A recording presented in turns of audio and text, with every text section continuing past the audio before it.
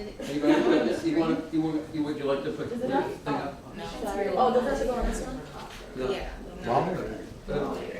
She brought in these It's like gotta go mayor on the candidates and she Oh, had it's these gotta go on this. students There design you go. posters for them. Don't you want me to hit this over here? On the board. No, well, They electronically that voted one's the for one the that's clock the issue. Oh, so I need to put it up on here. You need to put it on there, or do I just put this up on the other No. one? Okay. As you can see, our crack AV team has come to the rescue again in the name of Brandon. Thank you, Brandon. And we'll kick ass when we get out of this to the folks who are supposed to have been here. After we place the, quote, emergency call, you can see 911, 411, 011 doesn't work. 311. Good morning, everyone. This is our proposal for the Spark. So the Spark is a handheld learning device that allows students to handwrite on flashcards and stay organized without the distraction of social media. In it, it includes a planner, a scientific calculator, and a flashcard software. We believe this device is most beneficial for, and thus we are targeting towards English language learners and special needs students in low-income districts. We're seeking $1.5 million in funding. So in the past years, there's been a rise in technology implemented in classrooms. We believe that technology integration in schools is fundamental to educational success, and there's a growth in the K-12 instructional materials market as more schools adopt learning management systems. While higher income areas have netbooks and tablets that they can use, lower income areas are suffering because they're relying on traditional learning aids due to insufficient funding, so there's an unmet need. So in terms of our market size and segments, as Courtney stated earlier, we're going to target low-income schools. That includes secondary schools, more specifically that includes special education and English language learners. So our solution is an affordable handheld device that is not only lightweight and compact in design, which allows students to bring this back and forth from school and home. It promotes organization and retention abilities, and it's free from distraction of social media sites and games with no web browser function. You can design personalized programs with the educators for every grade level and subject, and there's a companion website with updates, supplementary materials, and backup and support. This product will work because there's currently, for English language learners and special education students, an unmet need. Students with disabilities have problems with handwriting, and English language learners have difficulty with comprehension. And Spark will promote writing skills, and it's a catalyst for learning, and it's a all-in-one solution that facilitates instruction and enhances retention abilities. So our distribution process has 3 components. The first is direct sales to school districts. Mass, New York, Florida, and Arizona are relatively similar in size, and thus we're designating 1 sales manager and 4 sales associates to each state.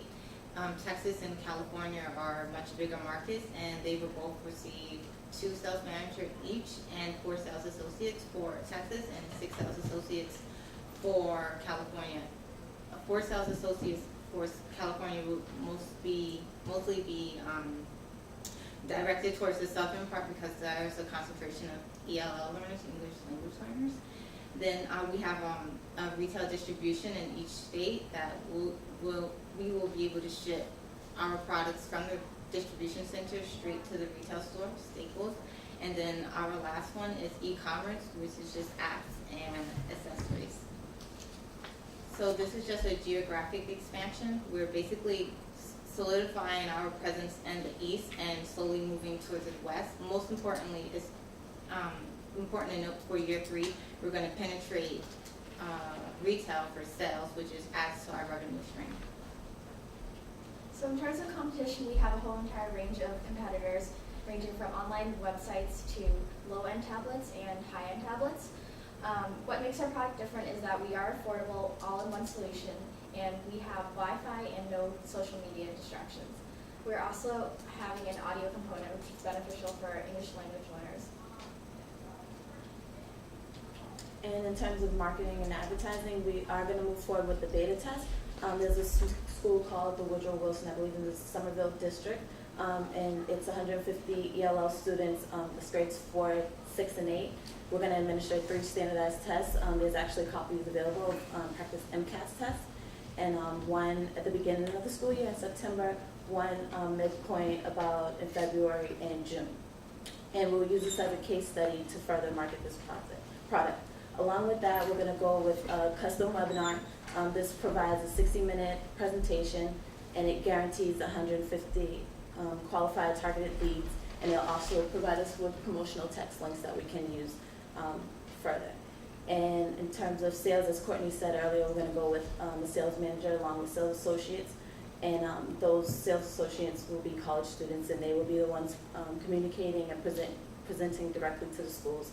And they will also use the beta test and the webinar to help them along with their presentation. And along with that, there's also custom web blasts we can do through Tech and Learning, where we pick, kind of read like profile of different people that they have in their database, primarily key decision makers and purchasing makers in school districts. And basically we get to put together a small piece to put out and blast it out in the email. Our product has 3 main competitive advantages over all the competition. We're one of the only dedicated all-in-one devices for ELL and special education learners. We also believe in creating a strong relationship with our customers. We want to develop a strong brand identity through the use of a blog and a forum. The blog will be prompted by Wes, the CEO of the company, and it allows him to communicate directly with consumers so they can voice their complaints and thoughts about the product, and he can get a peek down the pipeline of future devices. We also hope to co-develop apps with ELL learners. A lot of ELL instructors believe that current apps and current devices currently on the market aren't adequately addressing the needs of the ELL learners. So by working together with them to create software for the device, we hope to be able to further deepen our relationship with them. Our business model will involve the outsourcing of the production device to a foreign entity. It will cost $55 per device to create, which will eventually decline to $45 per device by year 5. As a result, we're going to hope to sell the device for $85 directly to school districts, allowing us to create a margin of $30 per device. The initial launch will focus on direct sales to target school districts, eventually reaching retail channels by year 3. Eventually, as the company matures, we hope to sell accessories and applications on the company's website. So as you can see, we only accumulated $257,000 gross profit in the first year of operations. This is due to the low volume of sales because we're targeting mostly ELL and special education programs in the state of Massachusetts. However, as we expand our operations and enter New York, Florida, Texas, and Arizona in subsequent years, our profitability increases dramatically, peaking in during year 4 with about $13 million in sales.